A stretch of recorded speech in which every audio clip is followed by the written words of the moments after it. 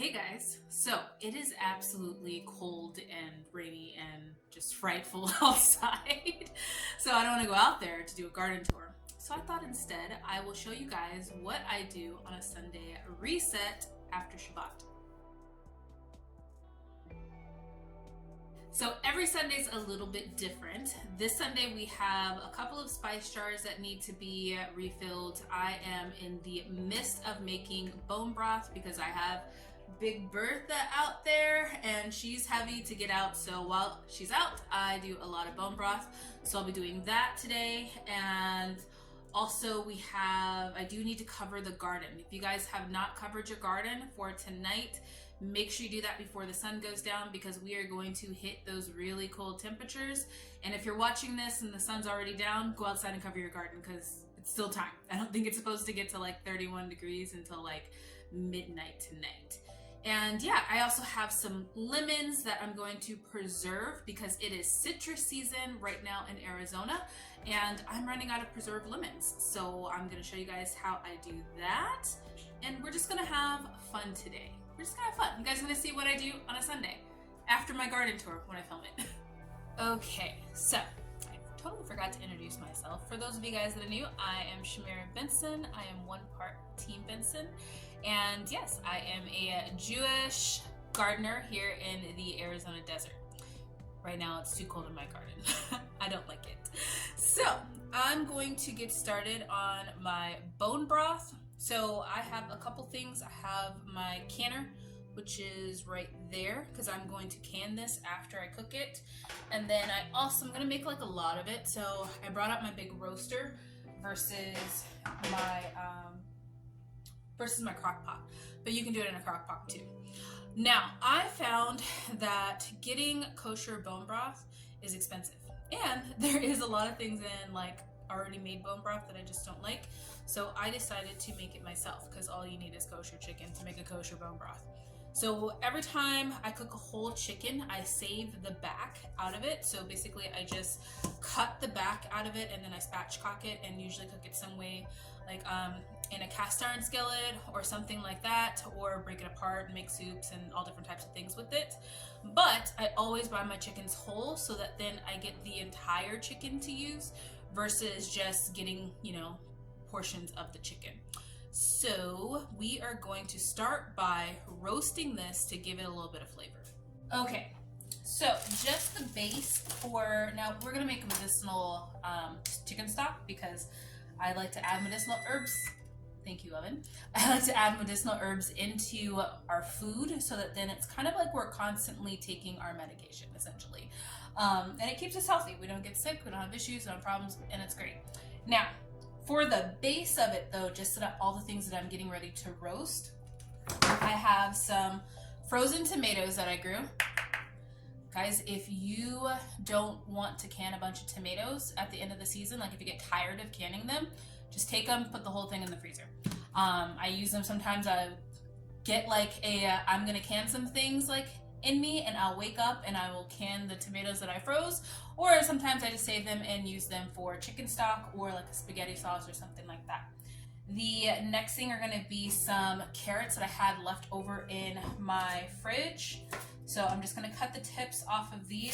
I'm probably going to, because I didn't grow these guys, so I'm probably going to go ahead and skin them and just make sure that, there's nothing on there that I don't want. And then I'm gonna add these. Now I'm also cleaning out my veggie freezer. So I have a freezer for meat and a freezer for veggies.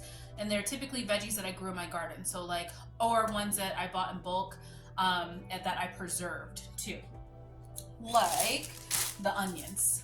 We have a lot of onions. If you guys remember, I bought 40 pounds of onions. It was crazy. But I also have these celery that I did grow. Now I'm gonna throw these celery on here frozen too. If you guys remember, I grow a lot of celery just because I like to make celery salt with the celery leaves. So I'm gonna go ahead and just throw that over top. I'm gonna use this whole bag just because I think this bag is from 2022. So I'm just gonna use this whole bag in here. And it'll make it delicious. And then, remember when I bought 40 pounds of onions? Like 40 solid pounds of onions, guys. Nobody told me I was crazy in the comments, and you should have, because that was a lot of onions. And I was going really good with making like dehydrated onions and chopping them up to freeze them. And then that last like maybe 3 pounds of onions, I just stopped caring. Like I didn't care. I didn't want to do anything else with onions. So I just put them in a box and put them in my pantry in there, and I just let them stay in the dark. And turns out they'll keep. Now the first couple of layers are a little gross, so I do have to peel those off. But once I get those peeled off, then it's perfectly solid, good onion. So if you get 40 pounds of onions and you're fed up with chopping, cutting, and dehydrating and your eyes burning, you can just let them be and they'll be perfectly fine. So I'm gonna get all this stuff prepared and put onto my pan so that then we can get it roasted.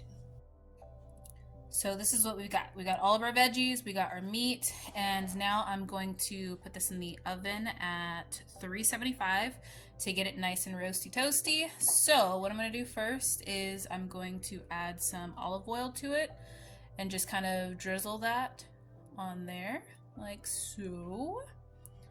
Doesn't have to be exact, it'll be fine. And then I'm going to take some salt. Now I'm using some Redmond's real salt.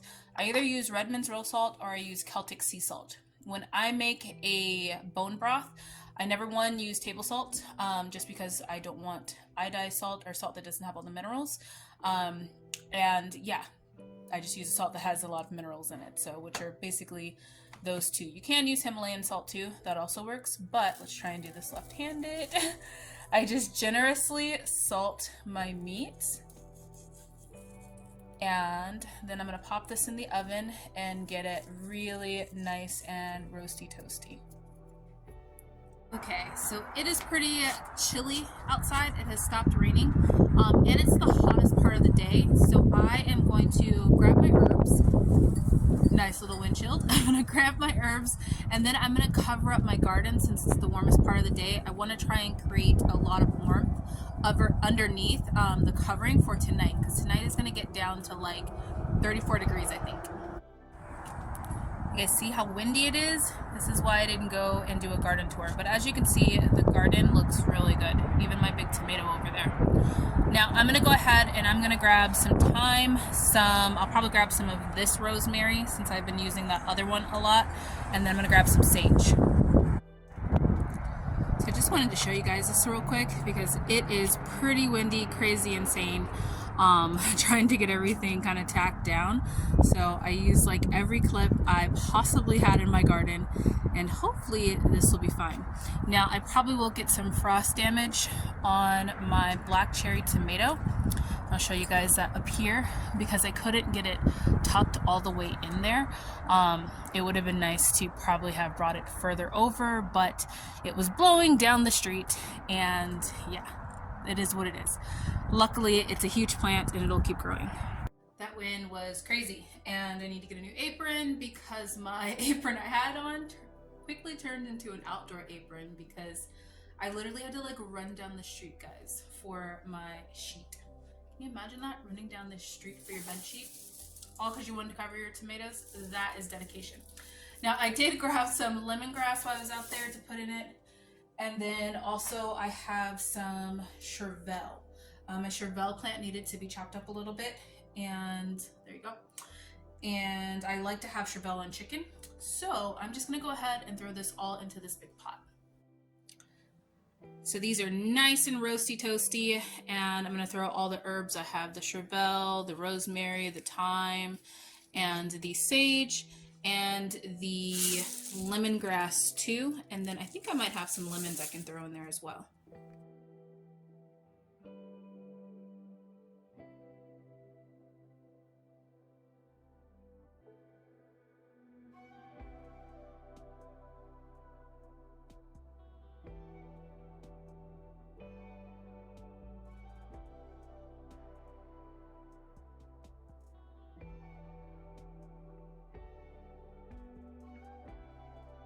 Okay, so all the things that I've put in here so far have medicinal properties to it, which, let me start off by saying, I'm not your doctor. I am just a girl making bone broth on YouTube.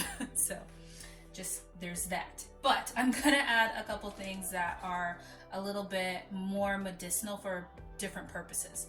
Now, one of the things I like to add in my bone broth recently is soursop.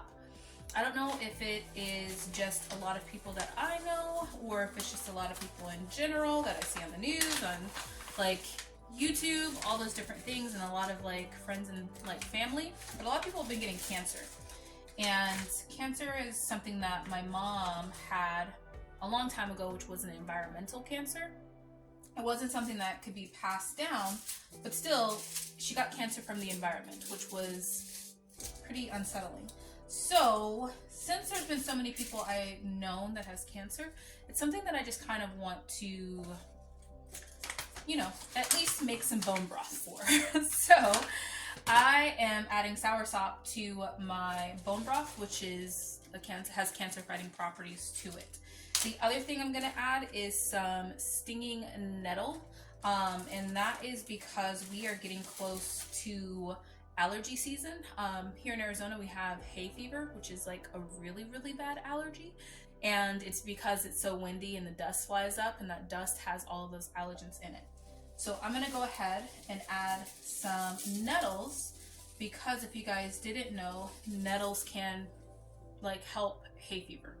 So now a lot of people have asked me how much to add, and these aren't like strong herbs. They do have really good properties to them, but they're not something that's going to like be super strong. So it's kind of like the same way of if I am adding like my chervil and my lemongrass and stuff like that. I'm adding it basically to taste. But for me, I'm actually adding it based on smell. So if something smells too overpowering, or something smells like I need to add something more while I'm letting it kind of cook, then I'll add something more. If not, then I'll just let it go and be a broth base. So yeah, I put filtered water in this. Make sure it's filtered, guys, and I'm going to let this cook all night long. Now on a very low heat, probably like 150, 200, it'll cook. And then I'm going to can it in the morning. So I'm gonna actually show a separate video canning it, because I'm going to can it, or most of it, and then the rest of it I'm gonna reduce down and make a bone broth gelatin, one that I can have in the freezer, so that then if I don't feel like opening up one of my jars, I can easily just add some water and a concentrate of the bone broth. So I'm gonna make those two tomorrow and show you guys my canner, because I'm finally comfortable with my electric canner. So I feel comfortable like sharing with you guys how I use it. So we'll do all that part tomorrow, but for right now, this is finally done. Let's plug it in, get it going, and then let's look at the jars that I need to get filled for my seasoning. So totally forgot to mention, I'm also just adding some lemons, because I have some lemons that just need to be used up, and they make good flavor. The acid does help bring out the minerals in the bones. And then the same thing with apple cider vinegar. I'm gonna add some of that in here too. So once again, it's up to you about how much you add. I'm gonna add probably about 1/4 of a cup for something this big. And there we go. Oh, and peppercorns. I'm gonna add some peppercorns. Just gonna use this since it's right here. Okay, now I'm gonna let it cook. Okay, so my other phone, I just got a new phone, guys, and this is not it. It was the one I was filming on. It's a lot better camera, so this one is going to be a little dark, but I realized that everything was backwards in it, and yeah, that's annoying. So I'm gonna fill some of my jars. I need some cumin, and then also I need some Redmond's real salt that's like finer than what I have going on here. I need some sea salt, and then also I need some onion powder. I don't know why I showed you guys these, because these ones are not marked. But let's go ahead. I like to buy these things in bulk and then just kind of blend them down as I need them. And I buy almost all of my herbs in bulk. If you guys have been watching my channel for a while, you saw that when I thought that there was going to be a problem with herbs, or not herbs, but spices, which there has starting to be a problem with spices, I bought a ton of them in bulk from my local like Indian store. So yeah, so I had them in really big bags, and what I did is I just bought the whole spice. So like instead of getting like ground cumin, I bought the whole like cumin, like the whole peppercorns, things like that, and then I just grind those down as I need them. So we're gonna start with my cumin seeds. Now, normally these ones are like pressure sealed, but I had used a little bit of them, which is why there is cumin in there. So that's why we're starting with it. So I'm gonna go ahead and pour some of these in here. Now what I am gonna do is go ahead and vacuum seal this back so that then it is nice and airtight. So I will do that with my vacuum sealer. And yeah, we're gonna get these all grind up. Now I like having my own separate little spice grinder. You guys can have one that also you use for coffee, but basically all this is a coffee grinder. So I'm just gonna go ahead, grind it up.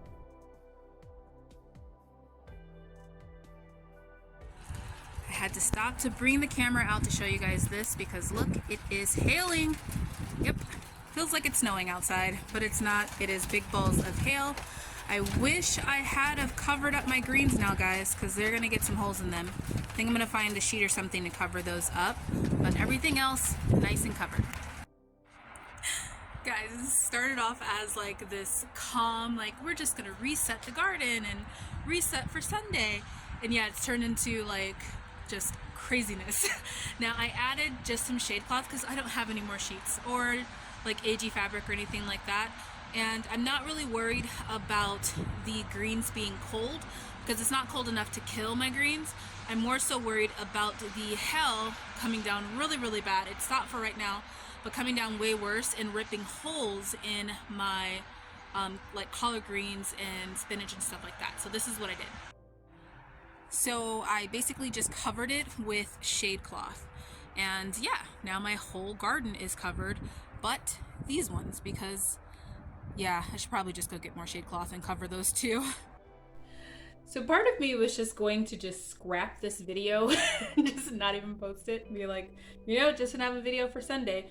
But then the other part of me, guys, is saying, no, don't do that, because this is real life. Like if you guys plan to garden in the city, this is what's gonna happen. Sometimes crazy things might happen in the middle of you doing something else, or you might be running down the street like trying to catch your old bed sheet that you've been using for your plants and you just want them not to die because you want to have tomatoes. Like things like that happen. And I feel like if you're not showing reality of it, then you're giving everybody this like false like hope that it's just going to be like rainbows and butterflies when you garden and try to homestead for yourself. But the important thing is that we are growing all of these things ourselves. We're preserving these things ourselves. We're making our own seasonings. And you know what? We're way healthier. So no matter how much of a struggle it is, and sometimes it will be hailing outside and you will be trying to put up shade cloth because that's all you got to cover your greens, but it's going to be worth it. So back to grinding up this cumin. So now I have my favorite way of filling up my jars, and that is just essentially a funnel and a chopstick. So all I'm gonna do is just tip this over, get all the cumin out of it, and I'm just going to get this down in here. Now I also have this like little brush that I can use to brush out all of the spices that I have to kind of get them all out, and that makes life so much easier because you don't want to, like, you know, submerge it with water or anything like that. So I'm just gonna get that all out. I'm gonna fill this up and then I'm gonna rinse this out, dry it out, because then I'm going to do my onion powder. Okay, and we have our cumin. Now I could go back and fill up some more of this, which I think is what I'm gonna do, because I think this video is getting a little long, guys. I'm gonna make a second video, so part 2 to this, on me doing some preserved lemons and then getting the rest of these jars filled up. Basically, I'm just grinding up some dehydrated onions and some salt and then preserving my lemons. And then, yeah, you guys will also see the beef broth or chicken broth that will be canned tomorrow. And yeah, if you guys are still here, thank you. You guys are the true winners. But thank you guys for checking out my video today. It was craziness and it was a hodgepodge, but we made it. But I'm gonna go ahead, cut this video right now because, yeah, it's going to be too much. But until next time, you guys grow yourselves a garden, because even a small space can provide you with tons of food. I can't believe I'm going to post this.